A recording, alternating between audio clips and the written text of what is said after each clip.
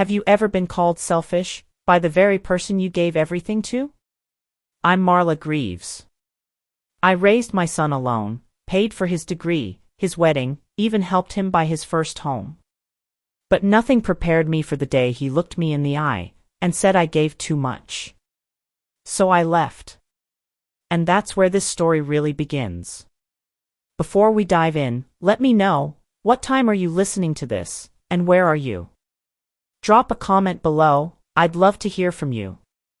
I still remember that afternoon, October light slanting low across the houses in Evan's neighborhood, the sugar maples along Oak Ridge Lane lit up like they'd caught fire. I was 10 minutes early. The pie was still warm through the bottom of the cardboard box when I stepped onto their porch. I hadn't told them I was coming by. I didn't want to be a bother, just surprise them. I thought they'd be happy. I hadn't seen my granddaughter in nearly a month. The house looked lovely from the outside. New siding. Black shutters. The same house I'd helped them buy 2 years ago, down payment covered by my retirement fund. I still remembered the exact amount. $62,500. That number hadn't left me. Whitney answered the door. She had a dish towel over her shoulder and a phone to her ear. Her eyes blinked once, like she had to process me standing there. Oh. Hi. Come in, I guess. That was it. No smile. No, it's so good to see you. She turned and walked inside before I had the chance to say more than a hello. I followed her in, careful not to track leaves on the spotless tile. The kitchen smelled like lemon cleaner and reheated takeout.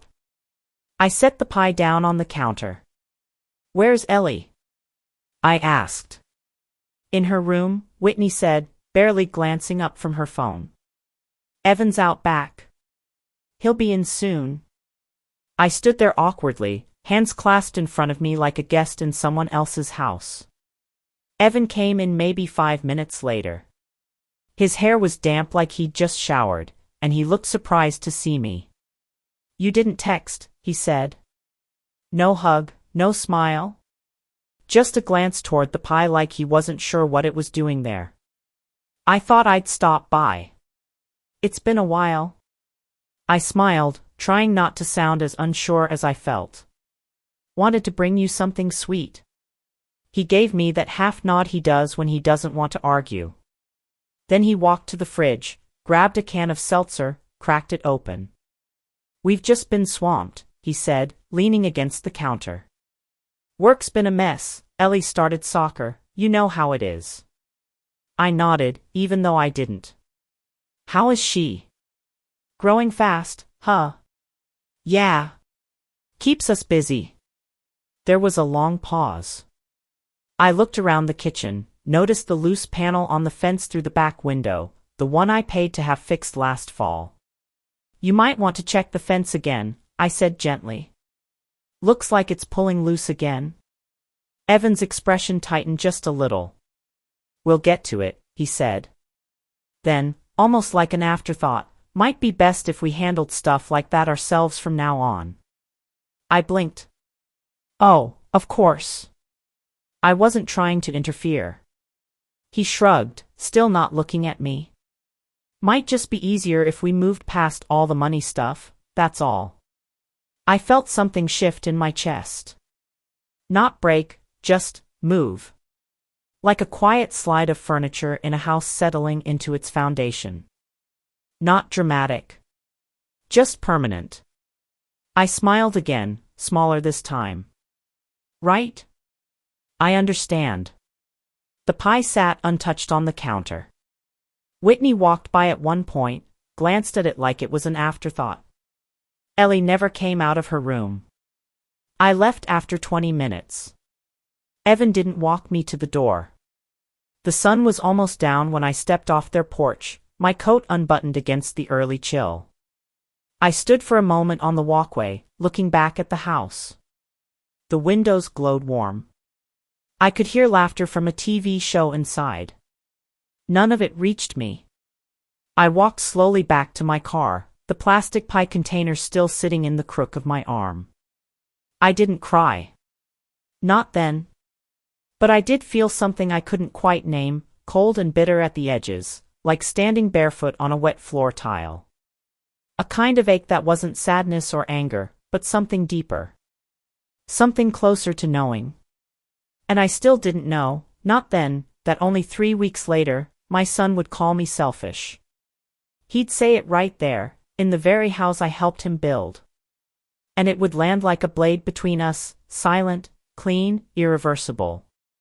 But that afternoon, I just drove home. And I left the pie in the passenger seat, unopened. I used to think exhaustion was just part of being a mother. Like a badge you wear, quiet, invisible, stitched to your spine. But the truth is, there's a different kind of tiredness that settles in your bones when you've spent your whole life giving, and never asking. I remember the night shift breaks most clearly. Me, in those pale blue scrubs, sitting on the edge of a folding chair in the nurse's lounge at 3:07 a.m., eating a cold turkey sandwich from home. Always turkey. Cheaper than ham. The vending machine humming behind me. Feet sore, back aching, eyes dry from the recycled air. Sometimes I'd close them for a minute and picture Evan asleep in his twin bed at home, his little chest rising and falling, blanket kicked off one leg. That thought used to keep me upright. After my husband died, I told myself I'd do it all. That Evan wouldn't feel the void, not if I worked enough, saved enough, smiled enough. I turned down dates, birthday dinners, even a promotion to head nurse because it meant longer hours away from him. I told people I didn't need anyone else. But deep down, I was afraid to bring someone new into our lives. Afraid Evan would feel like he came second. And I couldn't let that happen. When he got into Northwell State, I cried in the kitchen by myself for a full hour. Not because I was sad, but because the tuition letter made my hands shake. It was more than I'd ever imagined. I drained every cent from my retirement savings. Didn't even tell Evan how much. I just wired the money, packed his dorm bags, and waved goodbye like everything was fine. He texted me 2 words a few days later, "Thanks, Mom." That was it. But I didn't push. I told myself, he's young, he's adjusting, boys don't express much. As long as he was doing okay, that was enough. Or so I kept saying. It had been years since I'd talked to Lorna when she called. The name flashed across my old landline phone while I was folding laundry. My first instinct was to let it ring. But something in me, a flicker of guilt, maybe, reached for the receiver. Her voice was softer than I remembered. "Hey, it's been a while." "Yeah," I said, folding one of Evan's old t-shirts tighter than necessary. "It has."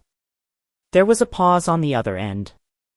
Then, gently, "Do you still hate me, Mar?" I swallowed. "I don't hate you. You just disappeared," she said, not bitterly, just plainly. "I had a lot going on," I replied. Evan, his schooling, his wedding. Time got away. "You know," she continued, "I only came over that day to drop off a gift. It was his graduation. I didn't expect to be yelled at like that." I froze. She went on. "He said, we don't need outside people interfering in our family." I was stunned. I didn't even get through the front door. I remembered that day. She'd called from the driveway. Told me what happened. I'd apologized quietly but didn't push Evan. I didn't say a word to him about it. I didn't want to upset him. I told myself, she'll understand. She always does. After that, I stopped answering her calls.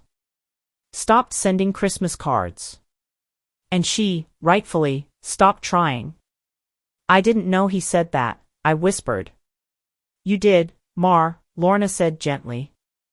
"You just didn't want to choose between us." But I had chosen. I chose silence. I chose keeping Evan happy, no matter who it hurt. including myself.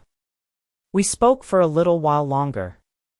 Talked about her new place in Beacon, her rescue dog named Murphy, and how her knees hurt in the cold now. We laughed a little.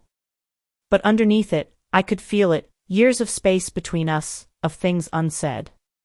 When I hung up, I sat there at the kitchen table, staring at the pile of folded shirts. Evan hadn't worn most of them in over a decade.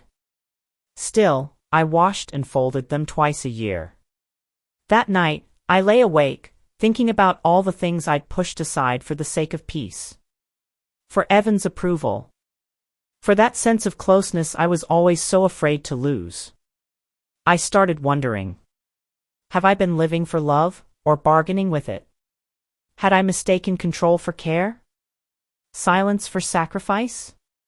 And worst of all, had I traded my own family away, piece by piece, just to stay needed by someone who stopped needing me a long time ago? The text came at 7:42 a.m., right as I was pouring coffee into my old ceramic mug, chipped along the handle, just enough to catch your finger if you weren't careful. Evan, can you meet me for a quick coffee today? Just you and me. Something important. My first thought was something happened to Ellie. Or maybe Whitney. But then I told myself not to jump to conclusions. He probably needed to vent about work, or ask me to babysit last minute like he used to. So I said yes. I even changed my blouse twice. We met at Brew Grain, a little cafe near his office. I got there early, again. Sat at a corner table near the window and ordered chamomile tea.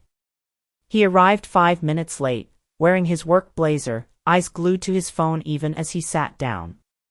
No muffins, he asked, glancing at my untouched plate. Wasn't hungry, I said, folding my hands together. What's going on? He didn't sugarcoat it. Never did when it came to numbers. We're restructuring the mortgage, he said, like it was the weather. Trying to consolidate a few things, free up equity. The bank says it'll be easier if we simplify the ownership on paper. I blinked. Simplify how? They want one name on the deed. Just mine. He took a sip of coffee, then added, you just sign off your portion. It doesn't change anything, really. You're not living there. I sat back slowly, letting the words settle. The mug in my hands felt warmer than my face. You want me to give up legal ownership? It's just paperwork, Mom. You're not using it. We just need to unlock more capital to invest. Invest in what? He waved vaguely. Some property in Albany. Friend of mine's starting a portfolio thing. I let the silence stretch, watching the steam swirl off my tea. Do you remember, I asked quietly, who paid most of the down payment on that house? He didn't look up. Here we go. What do you mean? He let out a soft laugh, dry, sharp. You always bring it back to that. Like you're the only one who ever gave anything. I'm just asking if you remember. I remember, he cut in, finally meeting my eyes. And I said thank you. 12 times. But this thing you do, holding it over our heads like it's some permanent debt, Mom, it's exhausting. My throat tightened. I never asked you for that money, he continued, quieter now. You offered it. You insisted, actually. Don't turn around now and use it like leverage. I felt my hands begin to tremble. Slowly, I placed them on my lap to hide it. I didn't do it to hold anything over you, I said. I did it because I believed it was for your future. For your family. I thought you'd always know that. Evan sighed, rubbing the bridge of his nose. I'm not trying to fight. I just need you to see this for what it is, a formality. It's not personal. But that's the thing. It was. It always had been. He leaned forward, voice gentler now. Please. I need this. Don't make it harder than it has to be. The tea had gone cold. I hadn't touched it. "I'll think about it," I said, standing up. "Mom," he started, but I was already walking toward the door. Outside, the wind had picked up, tossing dead leaves around my feet like little paper reminders of things we let go too soon. I drove home without the radio. No words. Just the hum of tires on pavement and a noise in my chest that felt too much like breaking.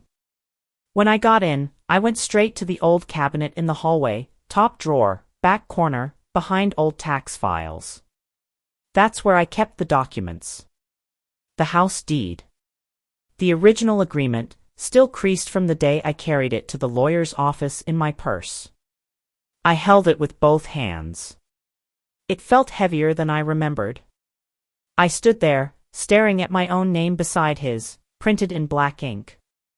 A silent proof that, at one time, I was part of something that felt permanent. Now? I wasn't sure. I placed the paper on the kitchen table, turned off the light, and stood in the dark. I was halfway down Oak Ridge Lane when I made the decision to stop by. No text, no call, just instinct.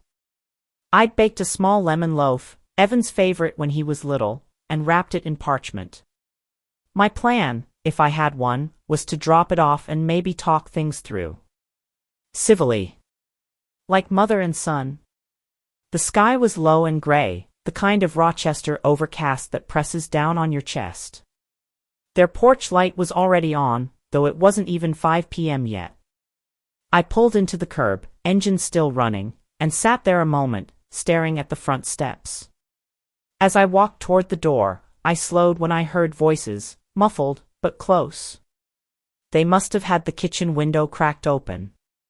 I know I shouldn't have stopped. I should have knocked, made a noise, done anything but listen. But my feet locked in place. Something in their tone had changed. Whitney's voice came through first. Sharp, anxious. "Are you sure about this? What if she says no?" Evan answered too fast. "She won't. She never has." A pause. Then, in a voice so calm it made my skin crawl. "All I have to do is hit that guilt button.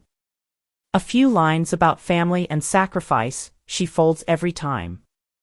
I didn't breathe. I don't even think my heart beat. The loaf in my hand suddenly weighed 100 pounds.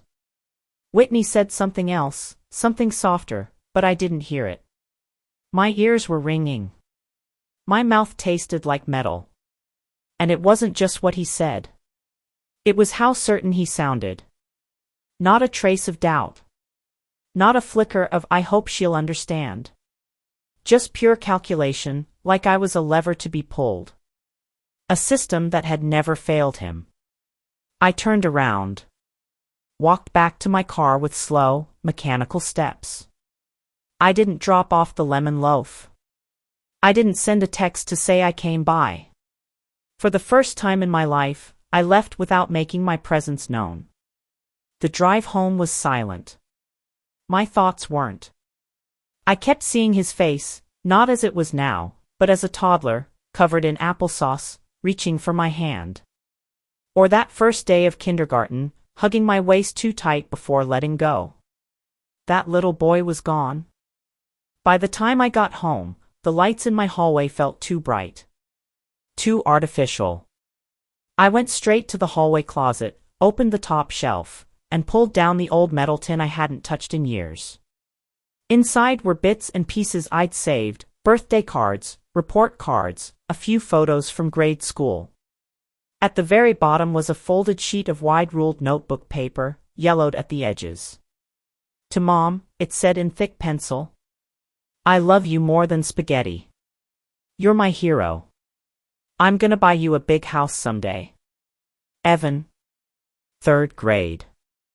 I remember the moment he gave it to me, sticky fingers, gap-toothed smile. I kept it like a relic. Proof that love once came easy, before guilt ever had a role in it. I sat down at the kitchen table and cried. But it wasn't the kind of crying that empties you out. It was different. It was a cry of waking up. Of knowing, finally, that something has to end, not with a scream, but with a quiet, painful release. That night, Lorna called. I hadn't told her what happened, but somehow, she heard it in my voice. "You okay, Mar?" she asked softly. I took a long breath. "No," I said. "But I think I'm finally getting there." There was a pause. Then her voice, steady and warm, "You don't have to let people treat you like that just because they share your blood." I stared at the letter in my lap, fingertips tracing the faded pencil strokes. "You were right," I said. "No one should have to be afraid to set boundaries. Not in the name of love." "Especially not in the name of love," she said. After we hung up, I sat there for a long while, the letter resting on my palm like a question I'd already answered. Maybe this wasn't about Evan changing. Maybe it was about me finally realizing I could. I folded the letter and tucked it into a new envelope. This one didn't go back into the tin. I placed it in my nightstand drawer, beside my glasses and a bottle of lavender oil.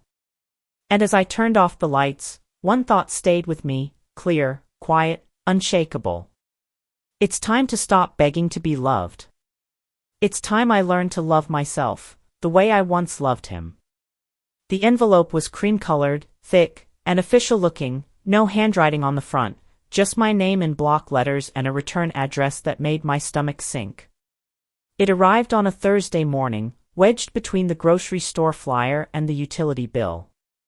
I knew who it was from before I even opened it. Back inside, I sat at the kitchen table with a cup of coffee I suddenly didn't want. My fingers hovered over the flap for a long moment before I peeled it open. Inside, a legal document and a folded letter. The document was exactly what I feared, transfer of ownership. A formality, he'd said. Just a signature. Just your name disappearing from the place you helped build. The letter was handwritten. No greeting. Just his voice on the page, colder than it ever sounded out loud. "Mom. I know this might come as a surprise, but I hope you'll understand. This is a big opportunity for Whitney and me. We've found a way to refinance and invest in our future, but the bank needs clean ownership. Without this, the deal falls through. And you've always said you'd do anything for me. I believe that still holds true. Please sign and send it back by next week. I know I can count on you. Thank you. Evan.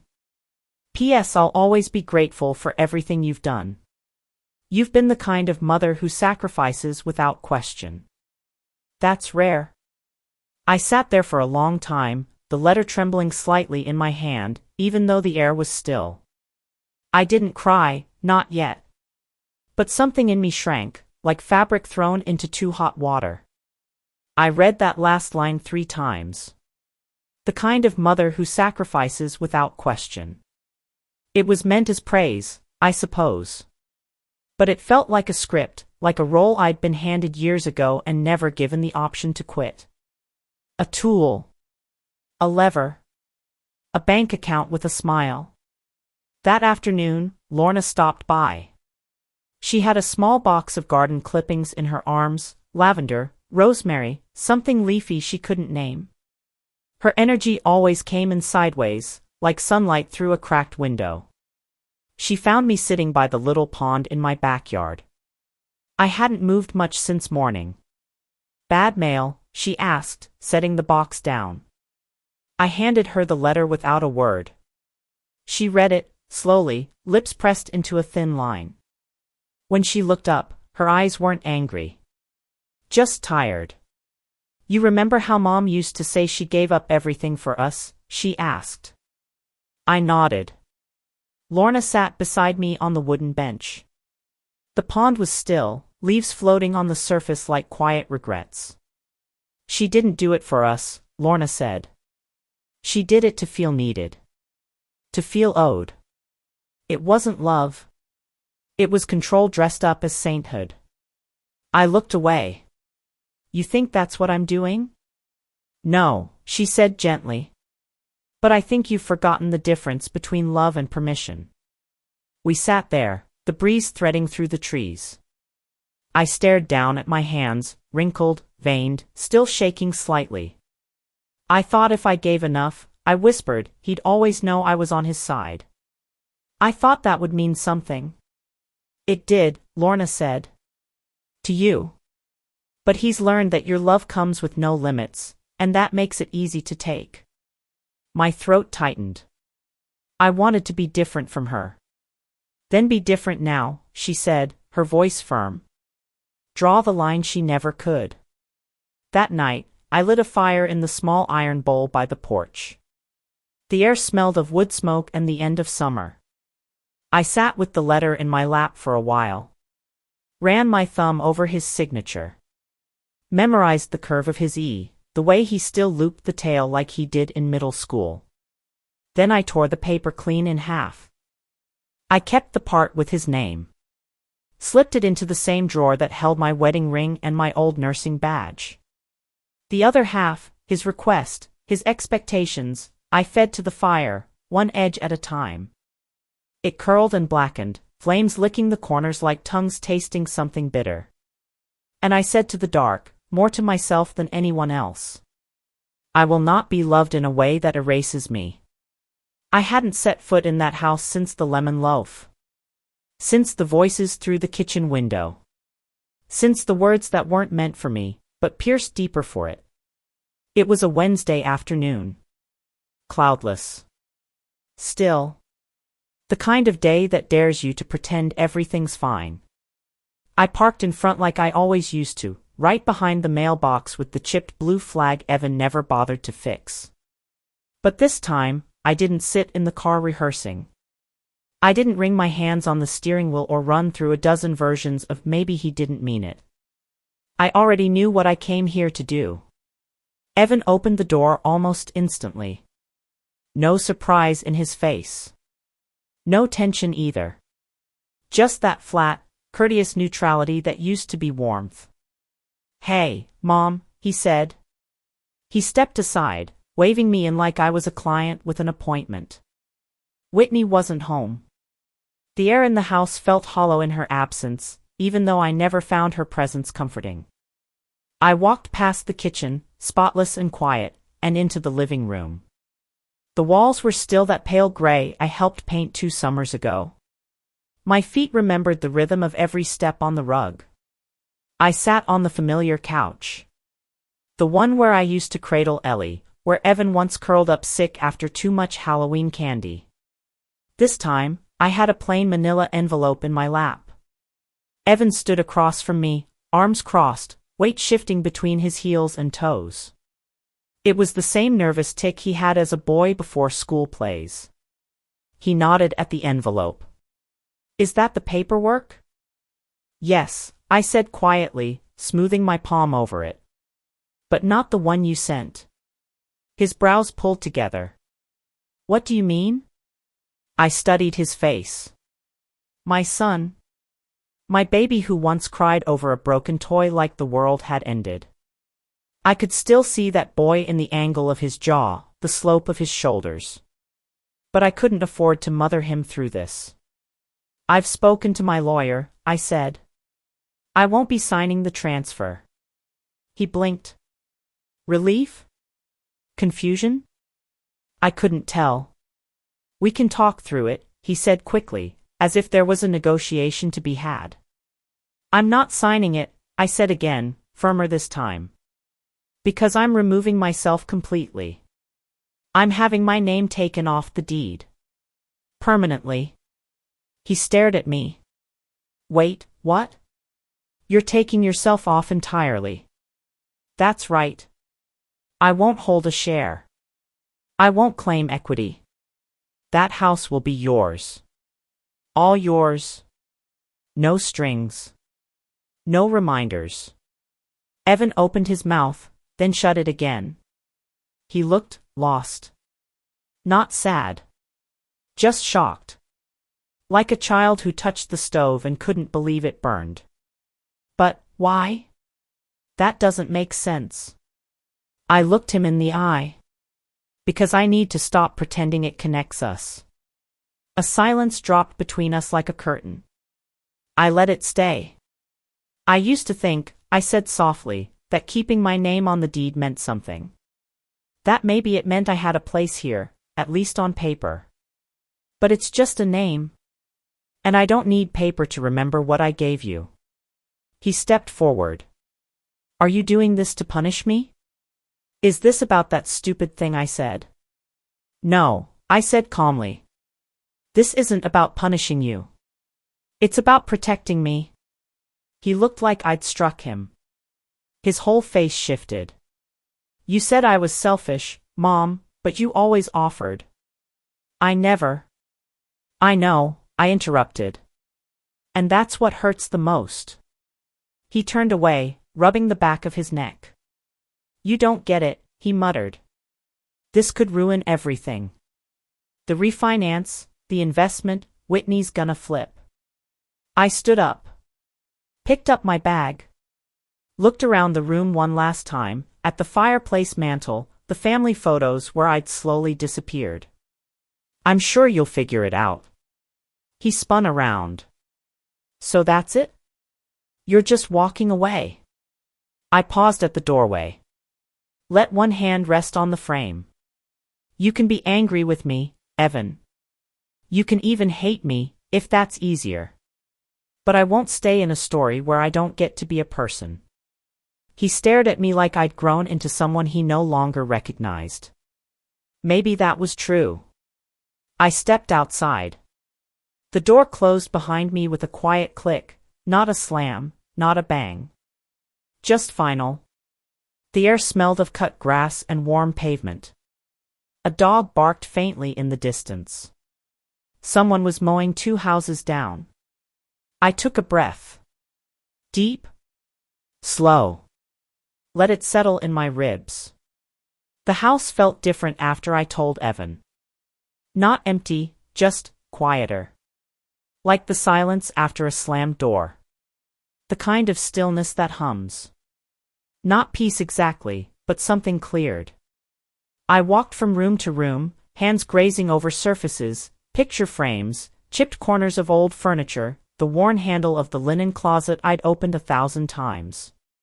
These were things I used to imagine leaving behind in a will, not in boxes. Then the boxes came. Cardboard, tape, bubble wrap. My life in rectangles. Lorna arrived like a woman on a mission, label maker slung over her shoulder, hair tied up in a bandana, 3 kinds of markers in her purse. You'd think we were storming Normandy, I told her. She grinned and started wrapping dishes in newspaper, humming some tune from the 80s like we were packing for a picnic. And maybe it was her way of keeping me grounded, so I didn't drift too far into memory. But memories are sneaky. They hide in closets. I opened the hallway one, planning to toss some old towels, and there it was. A box, tucked behind an old quilt. I didn't remember putting it there. The album was navy blue, edges scuffed, the gold lettering on the front nearly faded to nothing. But I'd know that book by touch alone. I sat down right there on the floor. Lorna paused from sorting the cutlery and looked over. She didn't speak. She didn't need to. I opened it slowly. Evan, age 3, beaming beside a pumpkin. Me crouched behind him, hair wild, eyes tired, arms full. Another one, him in his firefighter costume, helmet too big for his head, cheeks pink from October air. And me again, blurry in the background, laughing.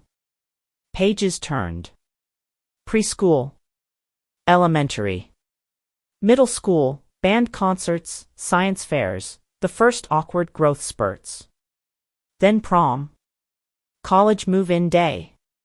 Me, tucking his sheets in tight, while he arranged books on a shelf and didn't look back. Somewhere between page 12 and 13, my breath caught. The tears came quiet, like a leak I hadn't noticed. No sobbing. Just a slow, steady flood I didn't try to stop. Not grief. Not even regret. Just a long-held sorrow finally softening at the edges. Lorna knelt beside me without a word. She passed me a tissue and leaned her shoulder gently into mine. I loved him, I whispered. So much I forgot I needed love, too. She nodded, voice low. That's the part nobody prepares us for. That we might raise someone who learns how to take, but never learns how to give. We stayed there a while, the album between us like a shared history neither of us could rewrite. The rest of the day passed in a fog of tape and lifting and goodbyes I didn't say out loud. The living room emptied until only the afternoon sun remained, casting long rectangles of light across bare walls. That night, I lay on a sleeping bag on the floor. My mattress had already gone in the truck. The ceiling looked taller than usual. Everything echoed. I didn't sleep much. But I wasn't restless. Just clearing space. Morning came with birdsong and dew on the windows. I made one last cup of coffee, same old machine, same chipped mug, and stood in the kitchen as light filtered through the blinds. I pulled out the letter I'd written. Just one page. I didn't rewrite it, didn't overthink. Evan, I'm not angry. I want you to know that first. But I can't keep living in a way that makes me invisible. You will always be my son. I will always love you. But from now on, I need to learn how to love myself in a way I never let myself before. If you ever want to visit me, not out of guilt, not out of duty, but because you want to, you'll know where I am. Mom. I placed it on the mantel. Tucked just behind the photo from his college graduation, him in his gown, me with my hand on his shoulder, smiling like I didn't feel the edges of goodbye even then. I walked through the house one last time. Touched the walls. Let my fingers brush over old scuff marks like I was saying goodbye to a woman who had once lived here, who gave everything and never asked for anything back. Lorna honked outside. I grabbed my coat and the last box. It smelled faintly of her lavender oil. She was waiting in the car, sunglasses on, smiling like we were headed to the movies. You ready? She asked. I looked back at the house. No more tears. No more what-ifs. Just a quiet gratitude for what I had survived. Yeah, I said. I'm ready. We pulled away slow. I watched the house shrink in the rear view, brick by brick. I didn't wave. Didn't reach for my phone. Just let it go. The sun caught on the windshield, lighting up the dashboard in tiny prisms. The radio played something soft. And as Beacon drew closer, I thought. I used to believe happiness meant staying close to my son. But now I understand. Happiness is never having to ask for permission, just to breathe. It's been 3 months since I left. The apartment is small, just 2 bedrooms, a galley kitchen, and windows that catch the morning sun like they've been waiting for it. There's a creaky floorboard in the hallway that sings every time I carry my watering can, and the air always smells faintly of coffee and rosemary. I love it here. I start each morning the same way, barefoot on the little patio, watering my potted herbs, basil, mint, a stubborn little lavender plant that refuses to bloom, and watching the quiet rhythm of the neighborhood come alive. There's a man across the street who walks his golden retriever at exactly 7:45. The paperboy still rides a bike. It's the kind of street where people wave first. Some mornings I help Lorna at her bookstore, restocking shelves or sweeping the front steps. Other days, I paint, nothing fancy, just gentle strokes of watercolor on cheap paper. Mountains. Windows. Birds that never sit still. It's clumsy, but it feels like breathing. I didn't know peace could feel this quiet. Or that I could. Then, last Tuesday, a postcard arrived, Rochester postmark, familiar handwriting. Evan. The front had a picture of the Finger Lakes in autumn. On the back. Didn't think things would go this far. Hope you're well. Anthony misses your apple pie.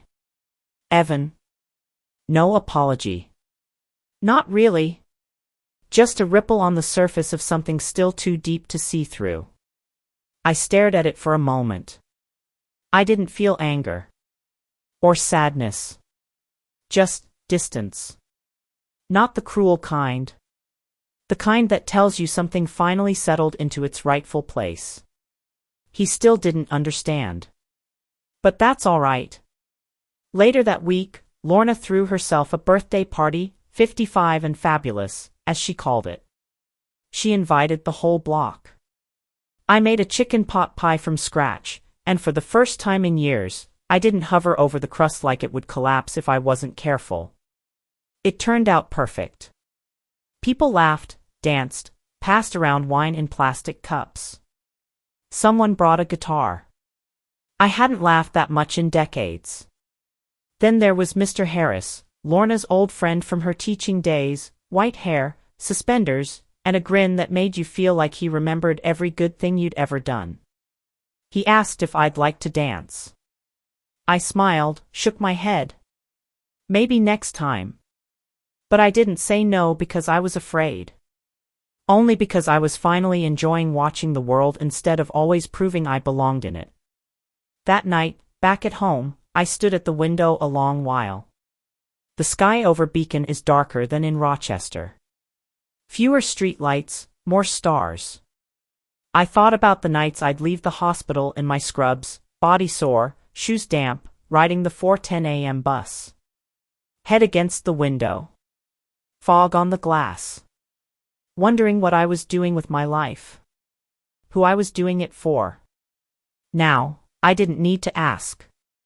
I knew. I pulled out a note card from my drawer, the kind with a robin on the front. I wrote slowly, deliberately, like the words mattered, and this time, they did. Evan. I'm doing well. If Anthony ever wants to write to me, I'd love that. But I won't be visiting unless I'm truly invited, out of love, not convenience. I hope one day you'll understand, real love doesn't live in obligation. Mom. I sealed the card, set it aside to mail tomorrow. Then I curled up on the couch with a blanket Lorna had crocheted for me and a cup of chamomile tea that still steamed just right. Outside, a breeze stirred the leaves. A soft rustle, like something letting go without a sound. And I realized I didn't need to win. Or be seen. Or be called back. I didn't need to reclaim anything from Evan. I had taken back myself. And somehow, that was finally enough.